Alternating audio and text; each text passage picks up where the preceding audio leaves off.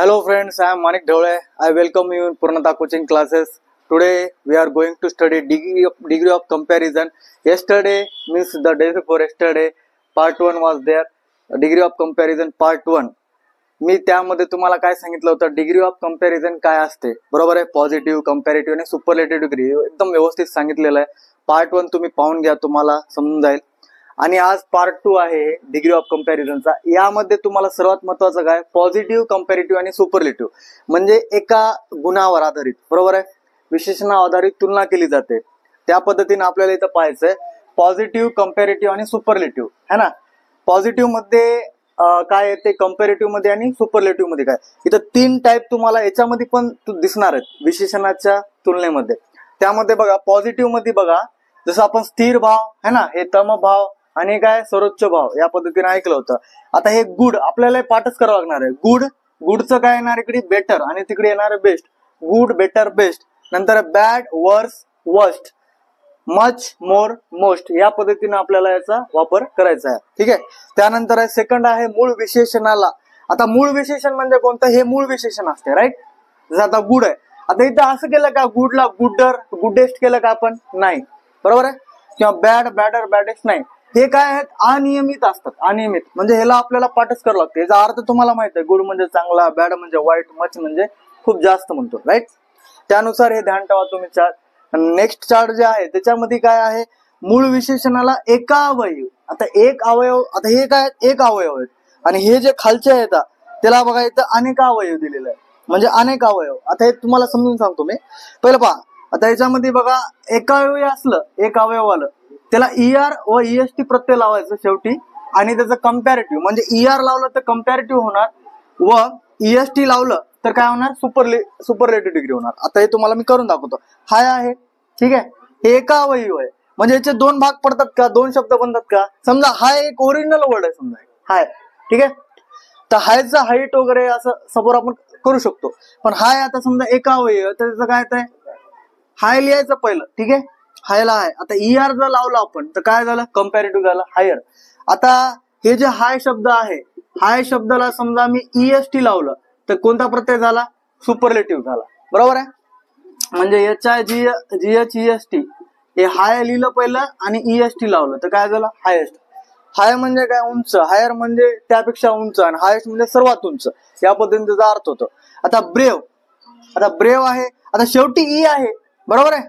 आता ब्रेव पहिलं लिहून घ्या तुम्ही, नंतर असं नाही करायचं ब्रेव मग ER लावायचं नाही, ठीक आहे. आता ऑलरेडी ई आहे म्हणून आता ई लावायची गरज नाही, डबल नुसतं आर लावायचं, ठीक आहे. ब्रेवर, ब्रेव, ब्रेवर, आणि इथं ब्रेव लिहायचं, ठीक आहे. ई ऑलरेडी असल्यामुळे एसटीच लावायचं, ब्रेवेस्ट, है ना. अर्थ तर लक्षात आले तुम्हाला. ब्रेव म्हणजे काय, धाडसी, शूर. ब्रेवर म्हणजे खूप धाडसी, त्यापेक्षा दोन्हीमध्ये कंपॅरिझन केला तर एक धाडसी जास्त, आणि ब्रेवेस्ट म्हणजे सर्वात धाडसी. त्यानंतर प्रिटी. आता इथं बघा लास्टला वाय आहे, तर EREST कसं लावायचं, बरोबर आहे. तर हे वाय काढायचं. आता बघा PRETT, इथं वाय लिहायचं ना, वायच्या ठिकाणी काय करायचं, आय लावायचं, आय, मग ER, ठीक आहे. हे झालं प्रिटियर. नंतर काय, PRETTI EST करायचं, ठीक आहे. प्रिटियस्ट म्हणजे सुंदर, खूप सुंदर आणि अतिशय सुंदर, सर्वात सुंदर, या पद्धतीने याचं करायचं. ओके. आता हे एक अवयव आहेत. आता हे अनेक अवयव म्हणजे काय, आता अनेक अवयव मध्ये फरक कसा आहे बघा तुम्ही. हे ऍक्टिव्ह आहे, बरोबर आहे, म्हणजे याच्यात ऍक्ट शब्द आलाय, है ना, ऍक्ट. त्याच्यानंतर IVE म्हणजे एक्स्ट्रा पार्ट आला, बरोबर आहे. आता हायचे आपण फोड करू शकतो का त्या पद्धतीने, नाही, म्हणजे अनेक. नंतर टायर्ड आहे, है ना, टायर. आता टायर्ड हे वर्ब टू फॉर्म आहे, आणि वर्ब जे असतात V1, आता V1 असलं तर ठीक आहे, पण आता हे काय, आता V1, V2, V3 जे बी आहे, आता याच्यामध्ये काय टायर्ड आलेलं आहे, बरोबर आहे. आता हे ED एक्स्ट्रा पार्ट म्हणू शकतो आपण, ठीक आहे, डी वाला. म्हणजे हे एक अवयव नाही, अनेक अवयव झाला, ठीक आहे. पास्ट म्हणजे V2 आलं, पास्ट टेन्स. आणि फेथफुल, आता याच्यामध्ये सरळ पाहिल्यावर दिसतंय काय, फेथ एक आहे, फुल एक आहे, है ना, म्हणजे अनेक अवयव, अनेक अवयव असलेले. या ठिकाणी आपल्याला याला असं करता येते का, टायर्डला टायर्डर, टायर्ड आहे, नाही, आपल्याला वाचता नाही लक्षात येते, त्यामुळे काय डोकं लावायची गरज नाही जास्त. ऍक्टिव्ह आहे, है ना. आता ऍक्टिव्हला ऍक्टिव्ह ऍक्टिव्ह करायचं ना. आता इथं काय करायचं, अनेक अवयव जेव्हा असतात विशेषण, तेव्हा मोर लावून कंपॅरेटिव्ह होते आणि मोस्ट लावून सुपरलेटिव्ह होते, ठीक आहे.